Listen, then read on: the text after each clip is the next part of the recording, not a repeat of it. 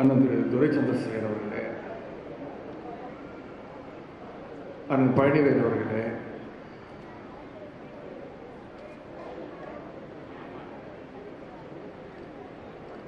முன்னாள் அமைச்சர் அருமை சகோதரர் திரு அன்பில் மகேஷ் பொய்யாமொழி அவர்களே, முன்னாள் அமைச்சர் திரு சகோதரர் டிஆர்பி ராஜா அவர்களே, சட்டமன்ற உறுப்பினர்கள்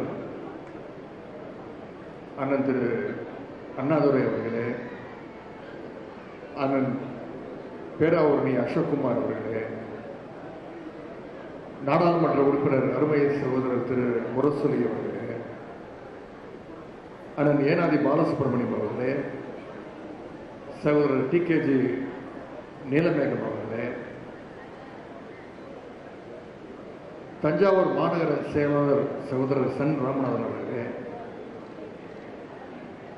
இளைஞரணியினுடைய மாநில துணை செயலாளர் சகோதரர் இளையராஜா அவர்களே, மருத்துவர் அஞ்சுகம் பூபதி அவர்களே, அண்ணன் பழஞ்சூர் செல்வம் அவர்களே, அண்ணன் ஜெயபிரகாஷ் அவர்களே, சகோதரர் கார்த்திகேயன் வேலுச்சாமி அவர்களே, அண்ணன் சுபசேகர் அவர்களே, சகோதரர் ரமேஷ் அவர்களே, அண்ணன் பொன் சத்தியமூர்த்தி அவர்களே, அண்ணன் அக்கா மைக்கேல் அம்மாள் அவர்களே,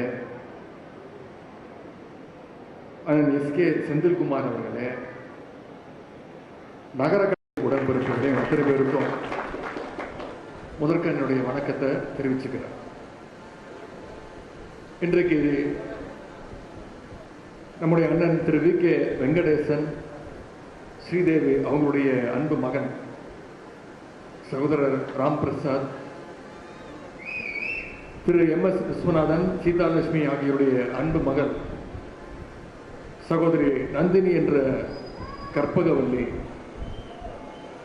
ஆகியோருடைய திருமணத்தை பட்டுக்கோட்டைக்கே வருகை தந்து உங்க முன்னிலையில் நடத்தி வைப்பதில் மிகுந்த மகிழ்ச்சி அடைகின்றேன். முதல்ல மணமக்களுக்கு நாம் அனைவரும் நம்முடைய வாழ்த்துக்களை தெரிவிச்சுப்போம். மணமகனுடைய தந்தையார் அண்ணன் திரு வி கே வெங்கடேசன் அவருடைய திருமணத்தை நம்முடைய இனமான பேராசிரியர் தாத்தா அவர்கள் தான் நடத்தி வச்சாங்க. இன்றைக்கு வெங்கடேசனுடைய மகனுடைய திருமணத்தை நான் நடத்தி வைக்கின்ற அந்த பெருமையை பெற்றிருக்கின்ற அந்த வாய்ப்புக்கு முதல்ல என்னுடைய நன்றியை தெரிவிச்சுக்கிறேன். அண்ணன் வெங்கடேசன் அவருடைய குடும்பத்தை பொறுத்த வரைக்கும் அவருடைய தந்தை மறைந்த தோழர் திரு ஐயா கலியமூர்த்தி அவர்கள் கம்யூனிஸ்ட் இயக்கத்தில், பொது ஊடக இயக்கத்தில் வெகு சிறப்பாக பணியாற்றியவர். அண்ணன் வெங்கடேசன் அவர்கள் நம்முடைய தலைவர் அவர்களால் ஈர்க்கப்பட்டு இன்றைக்கு திராவிட முன்னேற்ற கழகத்தில் இணைந்து சிறப்பாக பணியாற்றி வருகின்றார். பல்வேறு பொறுப்புகள் எடுத்திருக்கிறார். இதில் எனக்கு என்ன இந்த திருமண நிகழ்ச்சியில் கலந்து கொள்வது கூடுதல் பெருமைன்னா, அண்ணன் வெங்கடேசன் அவர்கள் எங்களுடைய இளைஞரணியில் சிறப்பாக பணியாற்றி இளைஞரணியினுடைய கண்டுபிடிப்பு தான் அண்ணன் திரு வெங்கடேசன் அவர்கள்.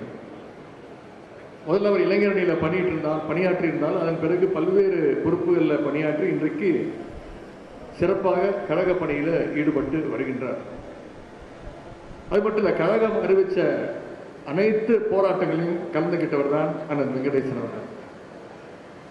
போராட்டங்களை கலந்துகிட்டது மட்டும் இல்லாமல் கைதாகி சிறை சென்று வந்தவர் தான். அந்த அனுபவத்துக்கும் சொந்தக்காரர் தான் அண்ணன் வெங்கடேசன் அவர்கள். அப்படிப்பட்ட அண்ணன் வெங்கடேசன் அவருடைய இல்ல திருமண விழாவில் கலந்து கொள்வது எனக்கு மிகுந்த பெருமையை தருகின்றது. கடந்த சில மாதங்களாகவே இந்த தஞ்சாவூர் மாவட்டத்திற்கு அடிக்கடி வந்துட்டு இருக்கிறேன். கடந்த 3 மாதங்களை பார்த்தீங்கன்னா 4 முறை இந்த தஞ்சாவூர் மாவட்டத்திற்கு நான் வருகை வந்திருக்கிறேன். அப்படியே நான் வரலனாலும் இந்த அரசு என்னை கைது செஞ்சு அவங்களே என்ன இந்த தஞ்சாவூர் மாவட்டத்துக்கு அழைச்சிட்டு வராங்க. 2 வாரம் முன்பு என்ன நடந்தது என்பதை நீங்க அத்தனை பேரும் பார்த்துருப்பீங்க. 3ஆம் தேதி என்ன நடந்ததுன்னு பார்த்துப்பீங்க. இந்த தஞ்சாவூர் மாவட்டத்தில், தமிழ்நாட்டில் எங்க பேசினாலும் தஞ்சாவூர் மாவட்டத்தில் பேசும்போது ரொம்ப ஜாக்கிரதையா பேசணும். நாம பேசுறதுனாலும் பரவாயில்ல, கீழே இருந்து பேசி நம்மளை மாட்டி விட்டுருவாங்க. இன்னைக்கு அந்த மாதிரி அண்ணன் துரை சந்திரசேகரன் அவர்கள் என்னை மாட்டி விட்டுருக்கிறார் சில வார்த்தைகள் எல்லாம் கூறி. அதற்கும் நான் தான் பொறுப்பேற்க வேண்டும். பரவாயில்ல, இந்த கைது நடவடிக்கைக்கெல்லாம் பயந்தவன் கிடையாது இந்த உதயநிதி என்பது இந்த அரசுக்கு மேல தெரிஞ்சிருக்கு. கடந்த 3ஆம் தேதி தஞ்சையில் விவசாயிகளுக்கு ஆதரவாக அவங்களுடைய கோரிக்கைகளை எல்லாம் நிறைவேற்றணும், அந்த அரசு நிறைவேற்றணும்னு ஒரு மிகப்பெரிய போராட்டத்தை நடத்தணும். நான் தான் வந்து கலந்துக்கிட்டு, என்னுடைய தலைமையில் நடந்துச்சு. நம்முடைய கூட்டணி கட்சி தலைவர்கள்லாம் கலந்துக்கிட்டாங்க, விவசாய சங்கத்தை சேர்ந்தவங்க எல்லாம் வந்து கலந்துக்கிட்டாங்க. நான் தலைமை தாங்கி கடைசியா பேசினேன். கிட்டத்தட்ட 22 நிமிஷம் பேசியிருக்கிறேன். என்ன சொன்னேன்? காவேரியில தண்ணி வரல, அது மட்டும் சொல்லல, அதை விட இன்னும் நிறைய பேசியிருக்கிறேன். டம்மி முதலமைச்சர் அப்படின்னு ஒரு கேடுகட்ட அரசாங்கம் அமைஞ்சிருக்கு, வெக்கங்கட்ட முதலமைச்சர் அமைஞ்சிருக்கிறார் தமிழ்நாட்டுக்கு அப்படின்னு சொன்னேன். தேர்தல் வாக்குறுதி கொடுத்தீங்களே, அதெல்லாம் நீங்க செயல்படுத்துறதுக்கு உங்களுக்கு வக்கு இல்லை அப்படின்னு சொன்னேன். உடனே அதற்கெல்லாம் அவங்களுக்கு கோபம் வரல. காவேரியில தண்ணி வரலன்னு சொன்னோன்னே கோபம் வந்துருச்சு. அதற்காக உடனே இரவோடு இரவாக இங்கேருந்து தஞ்சாவூர்லேருந்து காவல்துறையினெல்லாம் அமைச்சு அதிகாலையிலே என்னுடைய வீட்டுக்கு வந்துட்டாங்க. காலைல 8 மணிக்கெல்லாம் வந்துட்டாங்க. காவல்துறையினர் கைது பண்ணாங்க. காவல்துறையினர் என்னை கைது பண்ணி தஞ்சாவூருக்கு அழைச்சிட்டு வராங்கன்னு தெரிஞ்சதுமே டெல்டாவில் இருக்கக்கூடிய அனைத்து உடன்பிறப்புகளும் நீங்க தஞ்சையில் ஒன்று கூடிட்டீங்க. அதனால தஞ்சாவூர் போனா நிச்சயம் நம்மளால சமாளிக்க முடியாதுன்னு அண்ணன் துரை சந்திரசேகரன் சொன்னாங்க. பார்த்தீங்களா? காவல்துறையினர் வண்டியை செங்கிப்பட்டி ஸ்டேஷனுக்கு திருப்பிட்டாங்க. அது மட்டும் இல்ல, நீதிமன்றத்தில் இந்த அரசு போய் மன்னிப்பு கேட்டுச்சு. என்ன சொன்னாங்க? நாங்க ஒரு கைதெல்லாம் பண்ணலைங்க, விசாரிச்சுட்டு விட்டுருவோம் அப்படின்னு பல்ட்டி அடிச்சாங்க. நம்முடைய வழக்கறிஞர்கள் நீதிமன்றம் போய் கைது பண்ணக்கூடாதுன்னு அவங்களுடைய வாதங்கள்லாம் எடுத்து வச்சாங்க. நான் ஏன் இதெல்லாம் சொல்றேன்னா, நாம் மீண்டும் நிரூபிச்சிருக்கிறோம், இந்த டெல்டா மண்டலம் என்னைக்குமே திராவிட முன்னேற்ற கழகத்துடைய கோட்டை உள்ளது. ஏற்கனவே சட்டமன்ற தேர்தல் நீங்க புரிய வச்சீங்க. அன்பில் மகேஷ் அவர்கள் சொல்லும்போது குறிப்பிட்டு பேசினார். டெல்டா மாவட்டங்களில் இருக்கக்கூடிய சுமார் 30 தொகுதிகளில் வெறும் 4 சீட் மட்டும்தான், 4 தொகுதிகள் மட்டும்தான் இன்றைக்கு இருக்கக்கூடிய ஆளுங்கட்சி ஜெயிச்சிருக்கிறாங்க. இந்த புதிய அரசு அமைஞ்சதிலிருந்து கடந்த 104 நாட்களாக 105 நாட்களாக இந்த அரசால அதிகம் பாதிக்கப்பட்டது யாருன்னு பார்த்தீங்கன்னா விவசாய பெருங்குடி மக்கள் தான். அதற்கு ஒரு சின்ன உதாரணம், இதற்கு முன்பு இருந்த நம்முடைய திராவிட மாடல் அரசு, நம்முடைய தலைவர் அவர்கள் முதலமைச்சராக இருக்கும்போது கடந்த 5 வருஷம் மேட்டூர் அணையிலிருந்து சரியா ஜூன் 12ஆம் தேதி அன்னைக்கு தண்ணி திறந்து விட்டுருவார். இன்னும் சொல்ல போனா சில வருடங்கள் அந்த தேதிக்கு முன்பாகவே தண்ணீரை நம்முடைய தலைவர் அவர்கள் திறந்து விட்டுருக்கிறாங்க. ஆனா இவங்க ஆட்சிக்கு வந்து இன்னைக்கு என்ன நிலைமை? ஜூன் மாசம் முடிஞ்சு, ஜூலை மாசம் முடிஞ்சு, இப்ப ஆகஸ்ட் மாசம் முடிய போகுது. இது வரைக்கும் மேட்டூர்ல இருந்து தண்ணி திறந்து விடலாம். காவேரியில தண்ணி இல்லை. டெல்டா பகுதியில் குறுவை சாகுபடி மொத்தமா இன்னைக்கு பாதிக்கப்பட்டிருக்கு. அதனால்தான் நான் இன்னைக்கு போராட்டத்தில் பேசும்போது சொன்னேன், சட்டமன்றத்திலேயே மீண்டும் பேசினேன், விவசாயிகளுக்கு தயவு செய்து இந்த அரசு வறட்சி நிவாரணம் கொடுக்கணும். அதற்கு இந்த முதலமைச்சர் தான் பதில் சொன்னாரா? பதில் சொல்றேன்னு சொல்லி ஏற்கனவே சிறப்பு தொகுப்பு கொடுத்துட்டோம் அப்படின்னு நான் சொன்னேன். தயவுசெய்து முதலமைச்சர் அவர்களே, சிறப்பு தொகுப்புக்கும் வறட்சி நிவாரணத்துக்கும் வித்தியாசம் இருக்கு, முதல்ல தெரிஞ்சுக்கிட்டு பேசுங்க அப்படின்னு அவையில சொன்னாங்க. இன்னைக்கு விவசாயிகளுக்கு வறட்சி நிவாரணம் கொடுக்க அரசு கிட்ட நிதி இல்லைன்றாங்க. ஆனா என்ன பண்ணிருக்கிறாங்க? ஆளுங்கட்சி இருக்கக்கூடிய சட்டமன்ற உறுப்பினர்களுக்கு கார் வாங்கி கொடுக்கறதுக்கு இந்த அரசு முடிவு பண்ணிருக்கு. அதற்கு எங்கிருந்து வந்தது இப்போ நிதி? விவசாயிகளுக்கு தேர்தல் வாக்குறுதியில் சொன்ன மாதிரி அவங்களுடைய கடன்களை எல்லாம் தள்ளுபடி செய்வதற்கு நிதி இல்லைன்னு சொல்லிட்டாரு முதலமைச்சர். ஆனா இன்னைக்கு ஆளுங்கட்சி இருக்கக்கூடிய சட்டமன்ற உறுப்பினர்களுக்கெல்லாம் கார் வாங்கி தரேன்னு இன்னைக்கு முதலமைச்சர் ஒரு அறிவிப்பு வெளியிடுறார். நம்முடைய தலைவர் தெளிவா சொல்லிட்டார். நான் இன்னைக்கு சபையில பதிவு செஞ்சிருக்கிறேன். திராவிட முன்னேற்ற கழக சட்டமன்ற உறுப்பினர்கள் எங்களுக்கு யாருக்கும் கார் தேவையில்லை, அரசு கொடுக்கக்கூடிய அந்த வாகனம் தேவையில்லை, முதல்ல நீங்க விவசாயிகளுடைய பிரச்சனையை தீர்த்து வைங்க அப்படின்னு சபையில சொல்லிட்டேன். அதுக்கும் சண்டைக்கு வராங்க. அது எப்படி நீங்க வேண்டாம்னு சொல்லலாம்? நான் என்ன சொன்னேன், நீங்க வாங்கிக்கோங்க.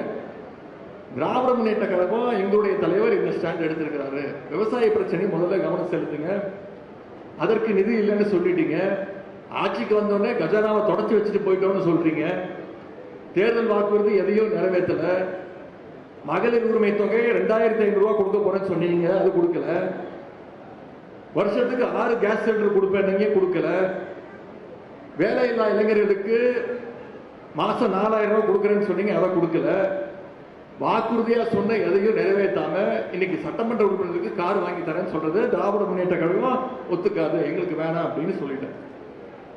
இன்னைக்கு சட்டமன்றத்தில் நடக்கிறத நீங்க அத்தனை பேரும் தொலைக்காட்சியில நேரலையில பார்த்துக்கிட்டு இருக்கீங்க. இந்த ஆளுங்கட்சியினர் இன்னைக்கு ஒவ்வொரு நாளும் என்னென்ன கூத்தெல்லாம் அடிச்சுட்டு இருக்காங்கிறத நீங்க லைவ்ல பார்த்துக்கிட்டு இருக்கீங்க.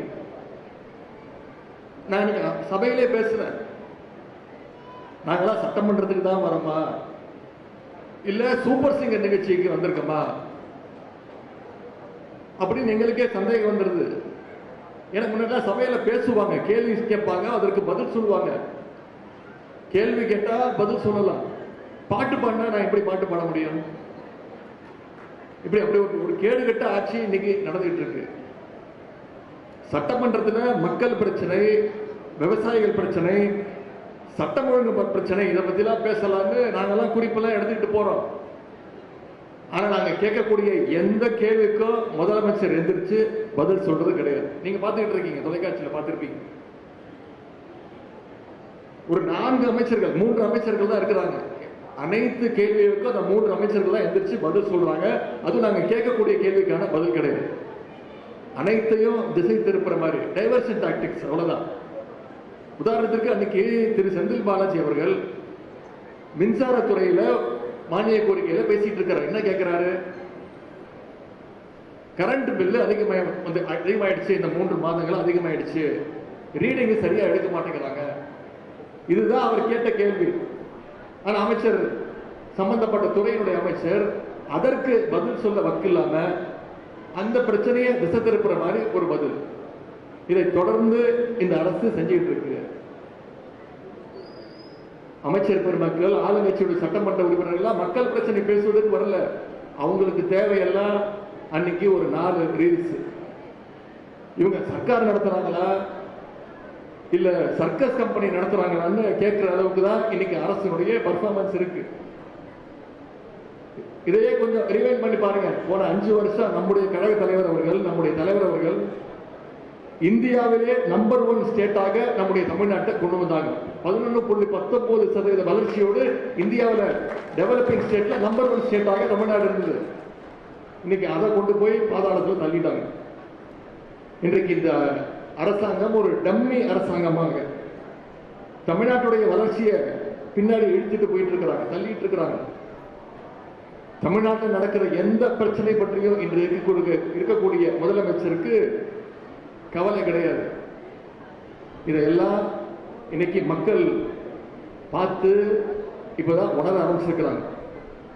எனவே விரைவில் இந்த ஆட்சியாளருடைய ஆணவத்திற்கும் கோமாளித்தனத்திற்கும் மக்கள் ஒரு சரியான பாடத்தை புகட்டுவாங்கன்னு சொல்லி உங்க அத்தனை பேர் சார்பாக மணமக்களை மீண்டும் வாழ்த்தி, மணமக்களுக்கு ஒரு வேண்டுகோள், மணமக்கள் இருவருமே நன்கு படித்தவர்கள், அதிக அட்வைஸ் பண்ண தேவையில்லை, MBA படிச்சிருக்கிறாங்க.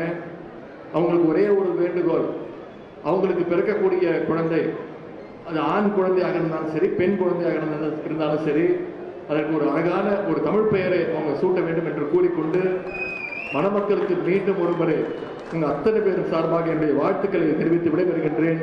நன்றி, வணக்கம்.